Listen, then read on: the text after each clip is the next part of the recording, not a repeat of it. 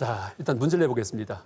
여러분, 이 세상에 뭘로 구성되어 있나요? 세상 만사가. 이 세상 보니까 온 우주가 뭘로 되어 있을까요? 하늘이 있고 땅이 있고 사람이 살고 있고 뭐 바닷물도 있고. 이게 일반 사람들한테 물어볼 경우에는 그렇게 얘기를 합니다. 그러니까 세상 전체가 도대체 뭐로 되어 있느냐 물어볼 경우에는 하늘, 땅, 사람, 그다음에 뭐 바다 이렇게 얘기를 합니다. 그렇죠? 이게 이제 일반적인 사고 방식인데 그 부처님께서는 그 일체 세상 만사가 어떻게 이루어져 있습니까? 할 때 이렇게 답을 안 하십니다. 이렇게 답을 하십니다. 세상 만사는 눈, 귀, 코, 혀, 몸, 뜻 6가지 지각기관과 그러니까 눈의 대상, 색, 성향, 미촉법, 형색, 소리, 냄새, 미감, 촉감, 생각 6가지 지각 대상을 이루어져 있다 이렇게 합니다. 그러니까 눈이 여기 있죠. 눈과 눈에 보이는 대상, 귀와 들리는 소리, 그다음에 안이 비, 코와 냄새의 세계, 그다음에 설, 혀와 맛의 세계, 몸과 감촉의 세계, 그다음에 생각과 생각의 내용의 세계 이렇게 됩니다. 이 6가지예요. 이게 뭘까요?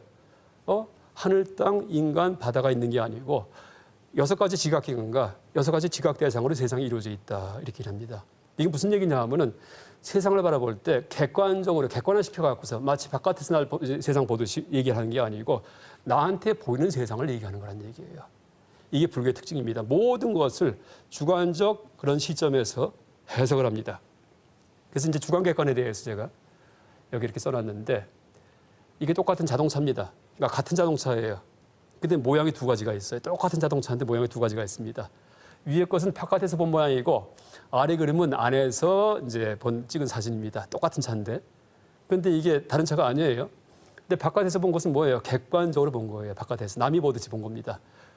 안에서 본 건 뭐예요? 주관적으로 내가 이제 바라본 겁니다. 여러분이 세상을 볼 때도 어떻게 돼요? 내가 마치 그 그릇 속에 과일이 들어있듯이 세상을 살아간다고 생각하는 거 아니면 나를 거울에 비춰보는 거 이건 다 객관적으로 보는 거예요.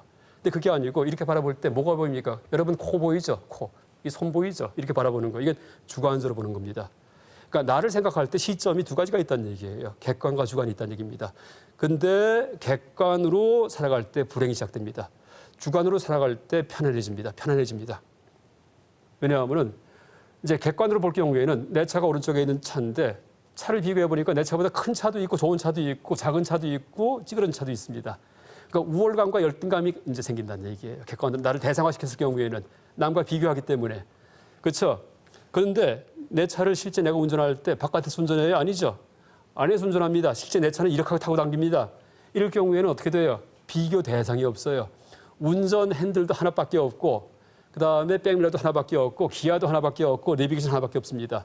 하나하나가 다 절대적 체험이에요. 비교 불가능합니다. 그렇죠? 유일무이합니다. 절대적입니다. 그러니까 세상 살아갈 경우에 이렇게 살란 얘기예요. 그러니까 중간학생 가르치는 교훈입니다. 그러니까 비교의 세계에서 벗어나라라는 그런 뜻입니다. 비교의 세계는 객관 세계예요. 객관적 그런 시점에서 벗어나가지고 주관 시점의 세상을 바라봐라. 이럴 경우에는 내가 3끼 밥만 먹으면은 그렇죠? 병으로 죽지만 않으면은 항상 당당하고 항상 세상의 주인공입니다. 자 보세요. 남과 비교하는 상대적 삶은 이제 내 연필이 가운데 연필입니다.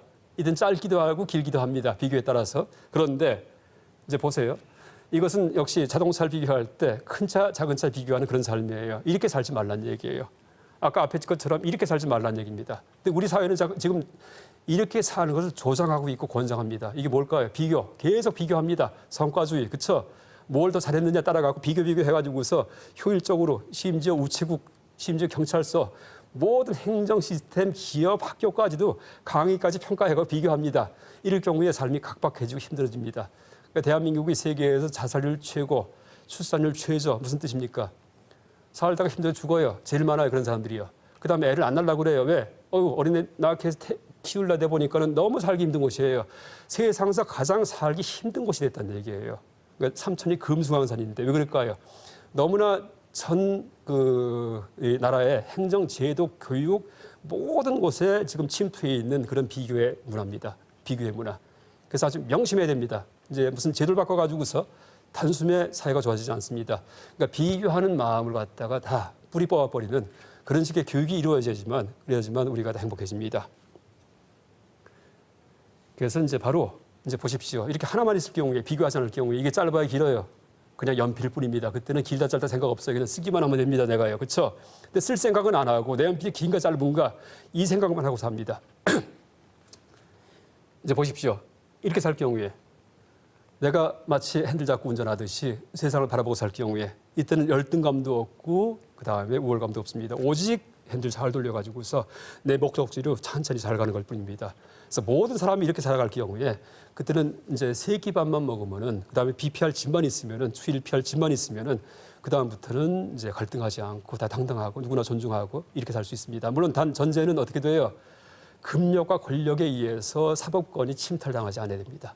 그렇죠? 뭐 지금 잘 되고 있습니다. 지금 이제 요새 세상은 뭐 아무리 지위가 높고 금력이 있더라도 이제 법을 어길 경우에는 이제 가차없이 처벌을 하잖아요. 그래서 이런 식의 그런 어떤 사회의 어떤 운영이 지속되면서 그다음에 비교하지 않는 그런 식의 문화가 퍼질 경우에 그런 식의 삶으로 개혁이 일어날 경우에 이럴 경우에 누구나 행복한 세상이 된다 이렇게 아주 확신을 할 수 있습니다.